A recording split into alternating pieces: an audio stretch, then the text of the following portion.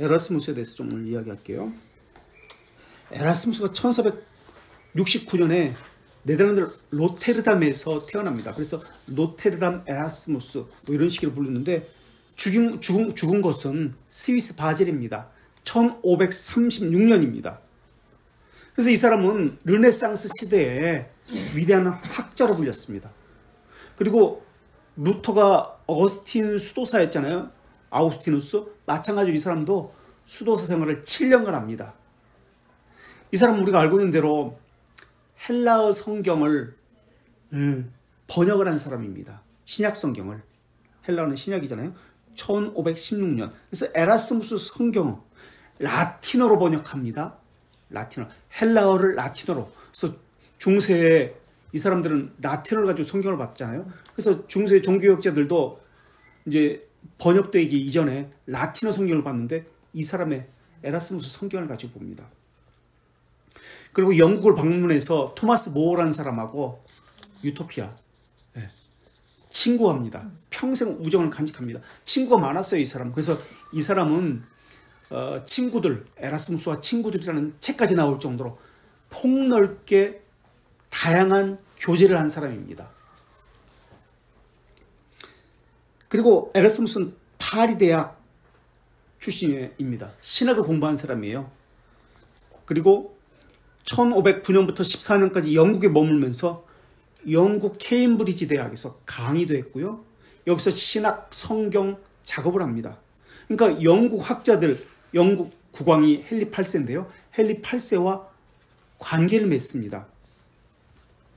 그래서 16세기에 에라스무스는 학자들, 소위 지식인들에게 왕과 같은 그러한 존경받는 존재였습니다. 그리고 이 사람은 고전과 성경을 아우르는 해박한 지식이 있었어요. 그리고 상상력이 풍부했습니다. 그래서 책을 보면은 고전 인용들이 엄청나게 많아요. 그러니까 우리는 그런 능력이 부족하니까, 인문학적인 교양이 부족하니까 읽기가 쉽지가 않아. 우신예창 같은 경우가 좀 그래요. 앞에 부분에서. 그래서 그거 좀 스킵하고 우신이 누군지를 소개하는 부분이 앞에 부분이거든요. 제가 좀 이따가 오늘 시간 될지 안 될지 모르겠습니다만 이 우신예찬이 1부터 4부까지 있는데 그 이야기를 좀 할게요. 자, 그래서 그걸 스킵하고 보시면 좋을 것 같아요. 나중에 보시다고요. 그리고 이 사람은 기독교 고전의 정신을 되살린 사람입니다. 그래서 에라스무스는 교회 개혁 운동의 원동력의 기반이 된 사람이에요. 그래서 에라스무스의 생애를 마치 루터처럼 1기, 2기로 나눕니다. 전반부, 후반부로 나뉩니다. 에라스무스는 54세, 1524년인데요. 54세가 24, 54. 1기로 봅니다. 이 1기 시기까지는 54세 이전까지는 진보적이고 혁신적이고 개혁적 성향을 가지고 있습니다. 그런데 그 이후에는 54세 이후에는 보수적이고 세상의 전통과 야합하고 손을 잡는 그런 모습을 보입니다. 당대 누구보다도 에라스무스는 종교교육에 많은 영향을 끼쳤습니다. 특히 교부 연구와 성경 연구에 있어서. 그리고 동시에 성직자들, 교회들을 신랄하게, 심지어 교황까지도 비판을 합니다. 풍자적으로 교회 타락을 거론했습니다. 그것이 중세에 엄청난 영향을 끼쳤는데 54세 그것을 싹 다 뒤집어 버립니다. 에라스무스가 어렸을 때부터 자란 곳, 교육을 받은 곳이 어디냐면 혹시 어딘지 혹시 아세요? 루터가 교육을 받은 곳과 똑같습니다. 루터 많은 면이 흡사해요. 아우구스티누스 수도사 출신이었죠. 루터가 어렸을 때 교육을 어디서 받았죠? 우리 이건 배웠는데 중세 말기에 어떤 수도원 산에 있는 수도원이 아니라 데보라치오 라는 빼고 데보치오 데보치오 모데르나 에 의해서 세운 학교입니다. 공동생활하는 형제단. 그 교재가 뭐죠? 그 신비주의, 신비적이고 내면적인 경건 체험을 갖도록 훈련시키는데 대보치 모델링 운동, 수도원주의가 시내로 들어와서 가정으로 들어와서 가정에서 시작합니다. 도시 내에서. 그 교재가 누가 쓴 뭐라고 그랬죠? 그리스도를 본받아 토마스 아켄피스. 그래서 그 교재를 어떻게 교회에서 추천 도서로 하는지 이해가 안 된다고 그렇게 말씀드렸던 적이 있습니다.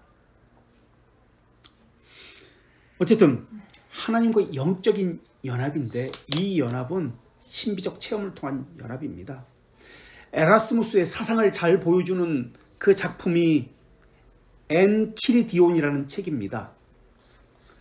기독교 군사의 지침서라는 거예요. 그래서 기독교인이라면 신자라면 누구든지 그리스도의 군사로서 어떤 삶을 살아야 되는지에 대한 지침서를 이야기한 것이 엔키리디온이라는 책입니다. 이게 한국에 나왔어요. 그래서 마귀와 투쟁하는 실천적 경건에 관한 책입니다.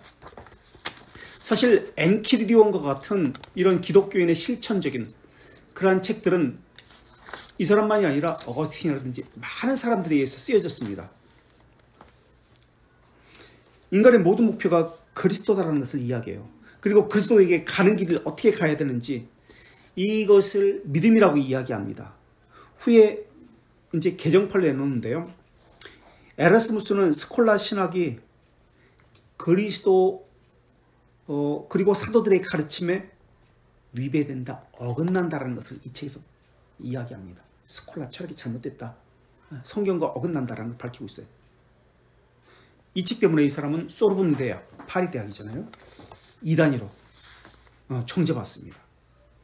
그리고 이단위로 정죄받은데도 불구하고 이 책은 1501년 출판된 이후에 처음에 여러 언어로 번역되어서 유럽 전역에 퍼지게 됩니다. 또 고해 제도라는 책을 씁니다. 1524년에 고해 성사, 이게 비판하는 책인데요. 이거는 경험이 없는 어린 참여자들을 위한 고해를 사제들이 억지로 부과하면서 잘못되었다라고 밝히는 책이 고해 성사라는 책이에요. 그리고 1526년에 펴낸 책을 엄청나게 펴냈는데요. 그 중에 몇 가지만 이야기하는 겁니다. 1526년에 펴낸 책이 기독교 혼인제도라는 제목의 책입니다. 결혼 어떻게 할 것인지, 기독교인의 혼인제도. 이거는 영국의 그 왕비가 있는데 캐서린이라는 사람에게 헌정되었던 책입니다. 헨리 8세에게는 이제 우리 근현대 교회에서 배우게 되면 여기서 나오겠네요. 영국에서 종교 역사에서 6명의 왕비를 둡니다. 마음에 안 들어가지고 갈아치는 거예요. 계속. 마지막 아내가 6번째가 캐서린 파입니다. 이 사람은 경건한 프로테스탄트 신자였어요. 아주 경건했어요. 이 주위에 경건한 프로테스탄트 신학자를 많이 두고 공부하고 연구하고 이것을 보급하는데 이런 것을 힘썼던 사람이 캐서린 파라는 이 왕비입니다. 이 에라스무스가 쓴 라틴어 이 헬라어 성경도, 이 헬라어 성경은 번역만이 아니라 주석까지 해놓은 그 에라스무스 성경이거든요. 이것을 영어로 지시한 사람이 이 캐서린 파예요. 그만큼 경건해요. 그리고 이 영어로 번역한 필사본을 영국 전역의 교구 교회에 보낸 사람도 이 캐서린 파라는 왕비예요. 어쨌든 이 캐서린 파에게 헌정한 기독교 혼인제도라는 이 책에서 남자가 배우자를 선정할 때 기준이 무엇인지, 부모의 의무가 무엇인지, 자녀의 교육이 어떻게 해야 되는지 그 견해를 밝히고 있는 책이 기독교 혼인제도입니다. 그래서 에라스무스는 이 책에서 터툴리아누스 초대교회, 히에로니무스, 제롬이라고 하죠. 이들이 찬양했던 독신제도를 비판합니다. 보세요. 독신제도 비판, 고해성사 비판, 그리고 스콜라 신학 잘못됐다, 어긋났다 비판. 야, 이거 뭐가 좀 보이죠? 책들이 다 그래요, 지금. 그리고 혼인을 성례라고 그렇게 모았잖아요. 7성례 가운데 하나잖아요. 이게 과연 옳으냐라고 의문을 제기합니다. 또 에라스무스의 책 가운데 요리문답이라는 책이 있습니다. 요리문답이라는 책은 사도신경, 십계명, 주기도문 이것을 기반으로 만들어낸 해설서입니다. 이것을 통해서 앤 볼린의 아버지에게 헌정된 책입니다. 앤 볼린이라는 사람은 헨리 8세의 두 번째 부인입니다. 두 번째 부인인데 이 사람은 순교를 당해 죽습니다. 순교가 아니라 하여튼 그 남편인 헨리 8세가 죽여버려요. 첫 번째 영국의 종교개혁은 6명의 왕비, 헨리 8세와 6명의 왕비를 공부해야 하지만 이게 종교개혁이 돼요. 첫 번째 왕비가 누구냐면 스페인 출신의 공주인데요. 카타리나입니다. 자기보다 8살이 많아요.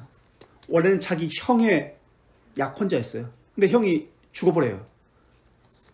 스페인은 가장 강력한 왕이었기 때문에 영국에서는 스페인의 공주를 맞아들임으로써 왕권을 강화하고 부를 강화할 필요가 있었습니다. 스페인은 카톨릭 국가입니다.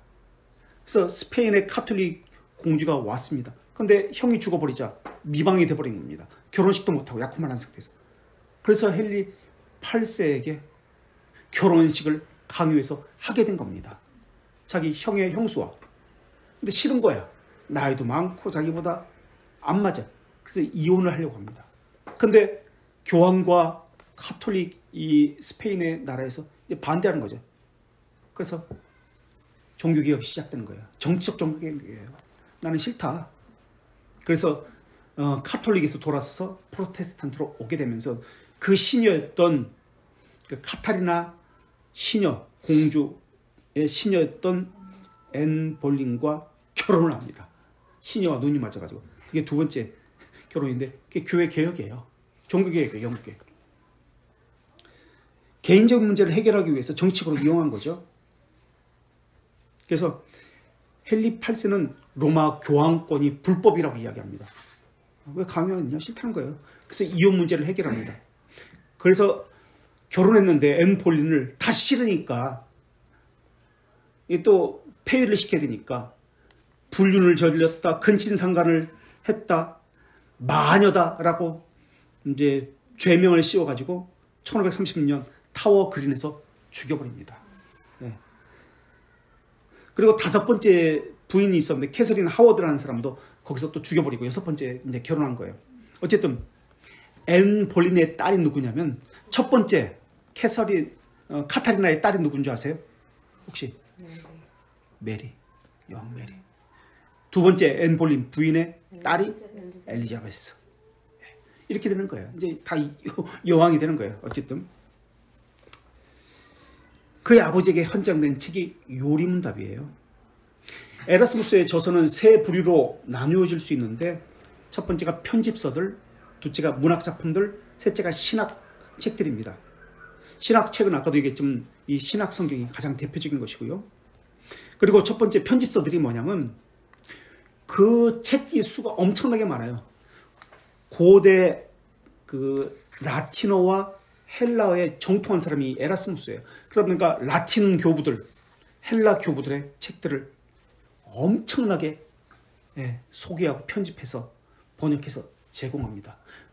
그 교부들의 책만이 아니라 고전인 라틴어 고전 키케론, 티렌티우스, 세네카, 플로니우스 이런 것들을 펴냈고요.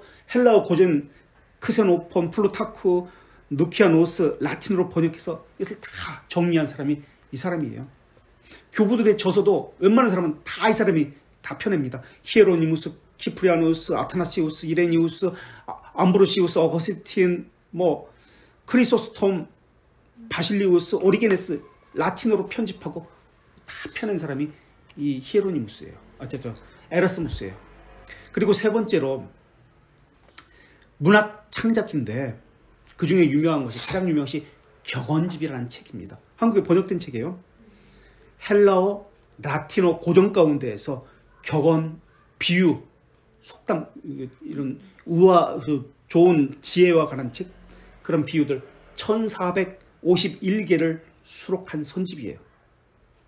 그래서 사전과 유사합니다. 라틴어로 직역한 1만 개의 인용문을 여기에 담고 있습니다. 격언집 아주 3대 저서 가운데 하나입니다. 격언집. 또 대화록이라는 책이 있습니다. 이 책의 목적은 더 훌륭한 학자를 만들기 위해서, 사람들을 학자로 길러내기 위해서 쓴 책이 대화록입니다. 그래서 대화의 예법, 예절, 맹세, 군인의 삶, 학문 연구, 연애 같은 것을 주제로 담고 있습니다. 그래서 에라스무스가 쓴 우신예찬과 같이 풍자와 우화, 유머로 가득 차는 책이 바로 이 책입니다.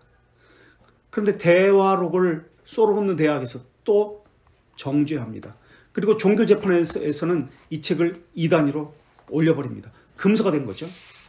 그래서 이 책은 우신예찬 못지않게 인기를 끌었습니다. 그리고 우신예찬이 있는데, 우신예찬은 당시 영국에서 자기 친구 집, 그러니까 토마스 모 집에서 완성을 했던 책입니다. 1511년 완성했는데요. 이 우신예찬의 주인공이 누구냐면 여자인데 우신이에요. 여신이에요. 우신, 그러니까 어리석은 바보 같은 신이 여자 신인데, 의인화해서 그 신의 관점에서 비판하는 거예요. 사회 각계각층들. 그래서 사회 각층의 편협 독선을 비난합니다. 여기서는, 이 책에서는 성직자, 교황, 사제, 수도사, 교회,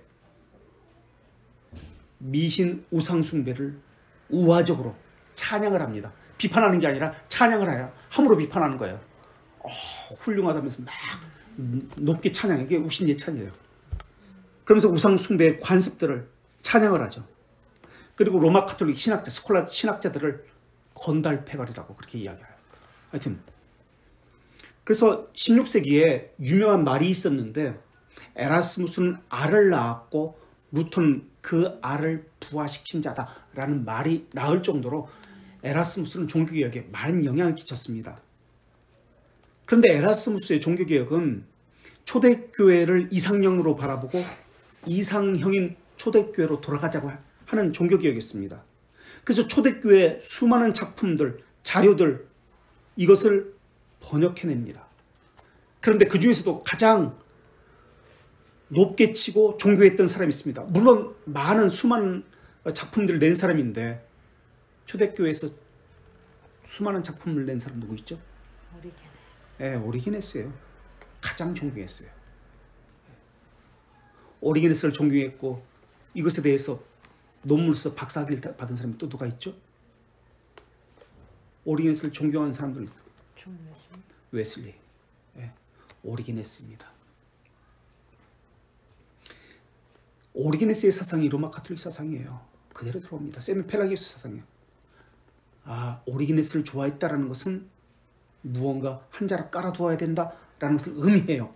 어쨌든 그러면서도 추상적이고 지적인 것에 치우친 로마 가톨릭을 신랄하게 비판합니다.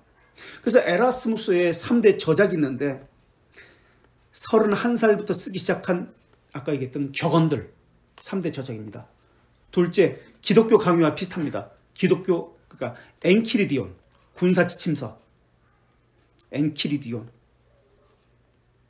이 윌리엄 틴들이 에라스무스에 빠져 있습니다. 성경을 번역한 사람. 그래서 영어로 번역한 책이 엔키리디온입니다. 기독교 군사지침. 규정한 책입니다. 그래서 두란노 아카데미에서 제가 책으로 올렸죠. 예, 소개하면서 이 책이 한국말로 번역되어서 나왔습니다.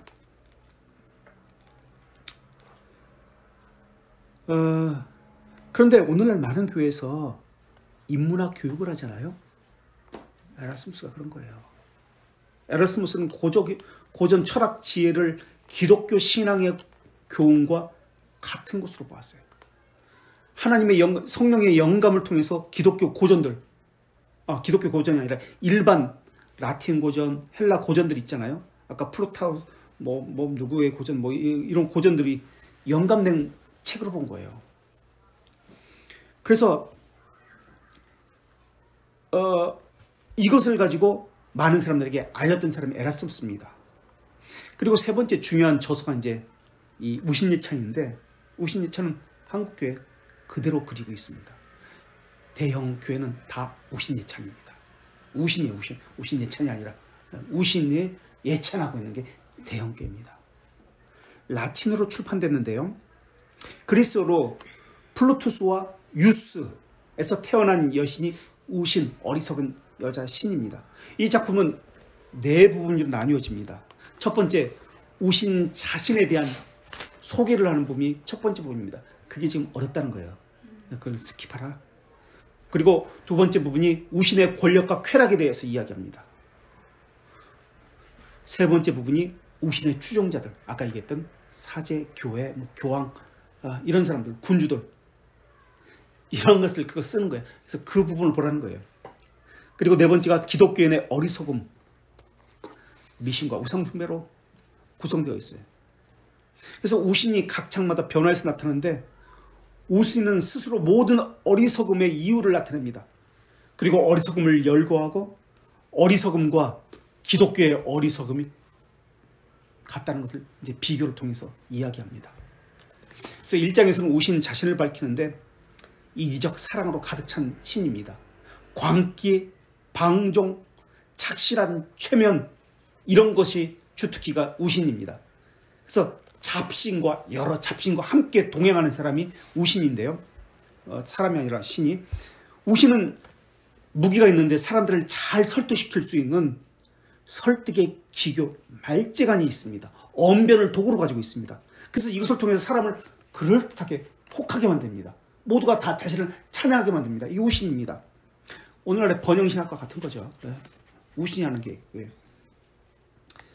이 세상 우신이 어떤 일을 하는지 말하는데 모든 어리석음의 기원으로 삼는 사람들에게 생명을 불어넣는 것이 우신입니다. 생명을 불어넣으면 그들은 광기를 부립니다. 부주의하게 만듭니다. 어리석게 만듭니다. 이것을 그리고 있어요. 2장에서. 3장에서는 우신의 추종자들에게 썼는데요. 장사꾼을 가장 어리석은 자라고 이야기합니다.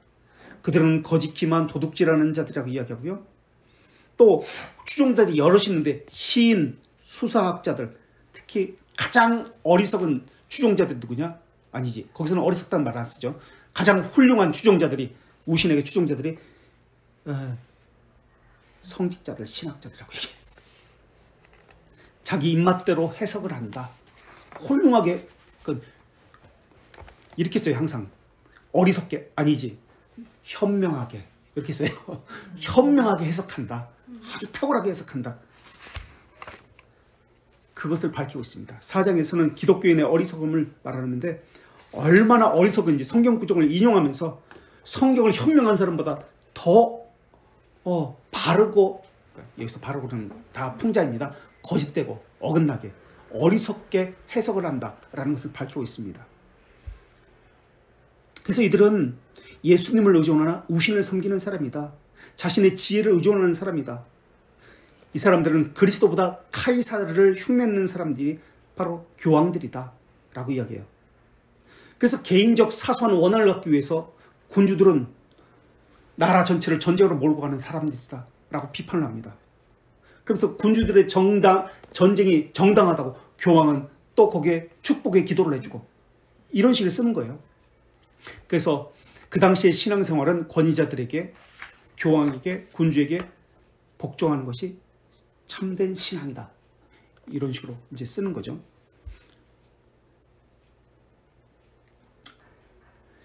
자, 참된 회개 없이 맹목적이고 무지한 상태로 맹의신을 비판하는 것이 우신 예찬입니다. 오늘날 우리의 모습과 똑같아요.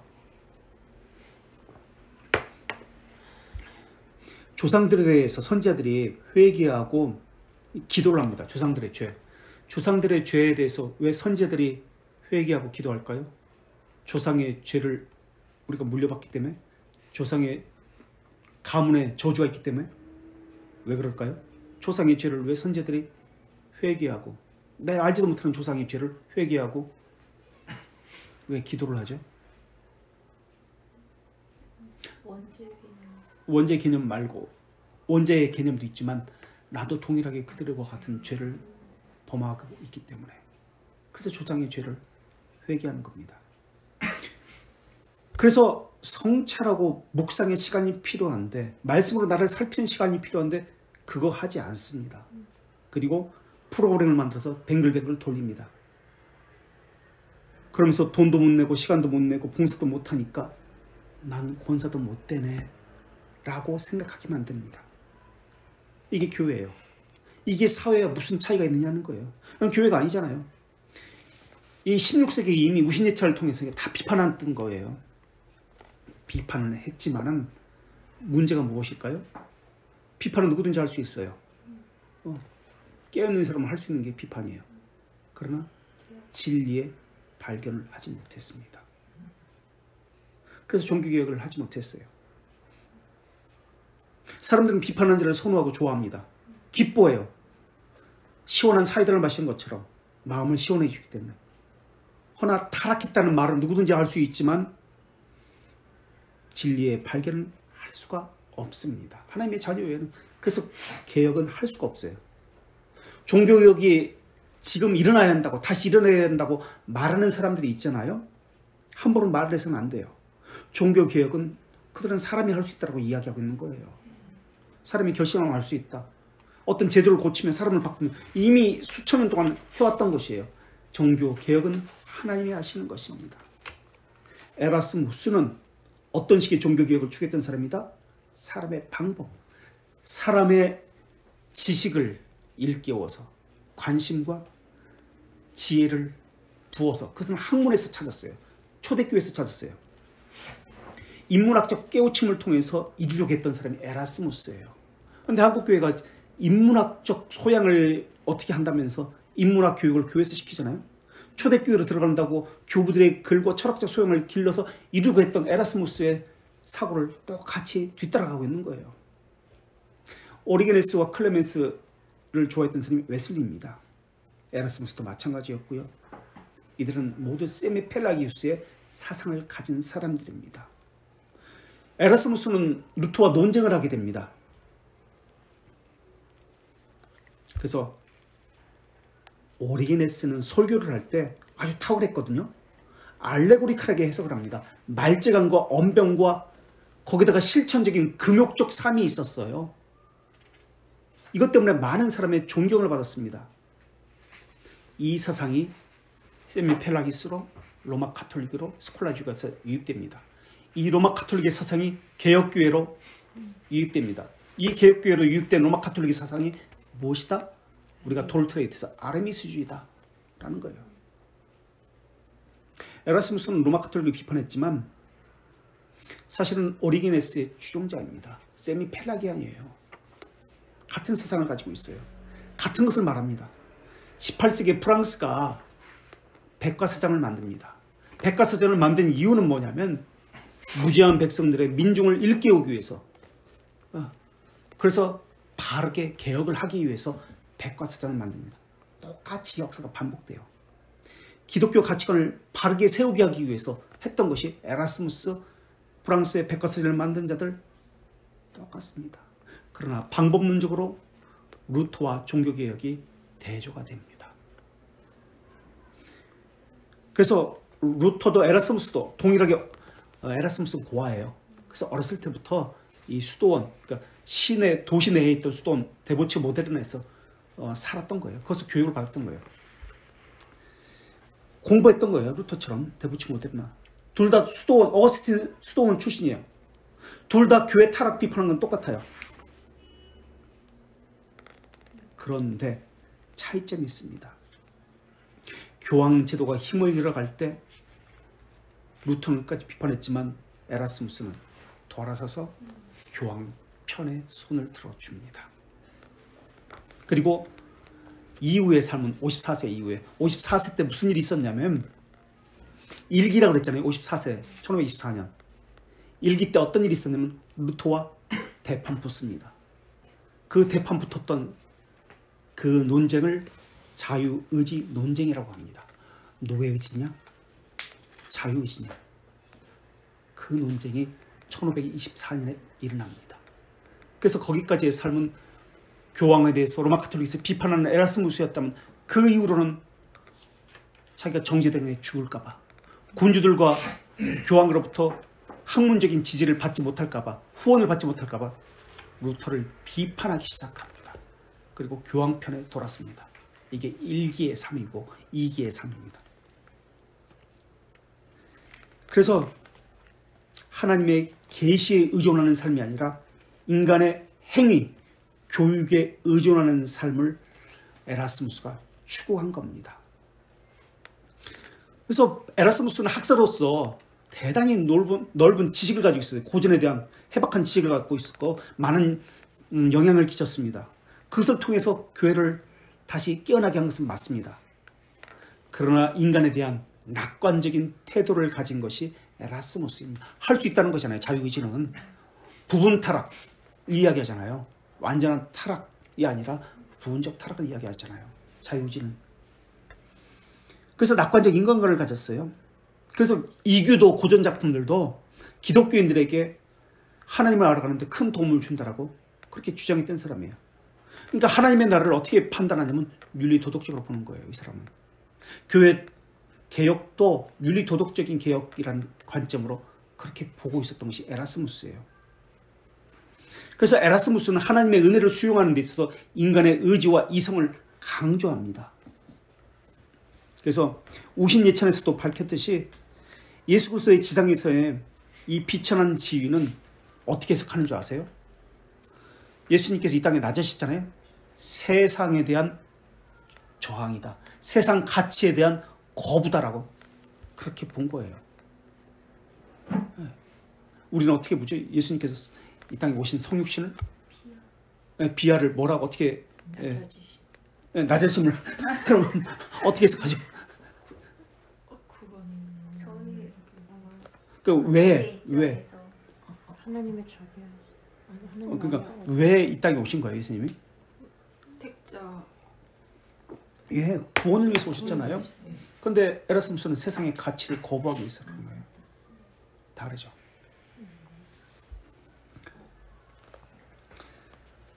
그래서 에라스무스는 십자가는 어리석은 것이다라고 이야기해요. 바울처럼 똑같이 십자가는 어리석은 것이라잖아요. 어리석음을 통해서 구원을 얻게 하시는 똑같이 얘기해요.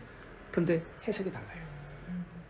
속내는 보이지 않는 은혜를 이제 은혜라고 이야기해요. 그런데 보이지 않는 은혜를 이야기하면서 속내를 가시적인 외형적인 것도 중시 여깁니다. 물리적인 측면을 강조합니다. 가시적인 측면을 에라스무스는 강조합니다. 그래서 은혜도 중요하지만 외적인 그 가시적인 표지 또 함께 중요하게 여깁니다. 로마 가톨릭하고 많이 비교. 그러니까요. 로마 가톨릭 비판했지만 거의 뭐 다를 바가 없어요. 그래서 에라스무스의 견해는 로마 가톨릭으로부터도 비판을 받고 프로테스탄트로부터 비판을 받았어요. 기념설과 화치설 모두를 섞어서 조화시키려고 했던 사람이에요. 그러면서 에라스무스는 숨어있는 루터파라고 로마 가톨릭에서 비판받고 그랬던 사람입니다. 여기까지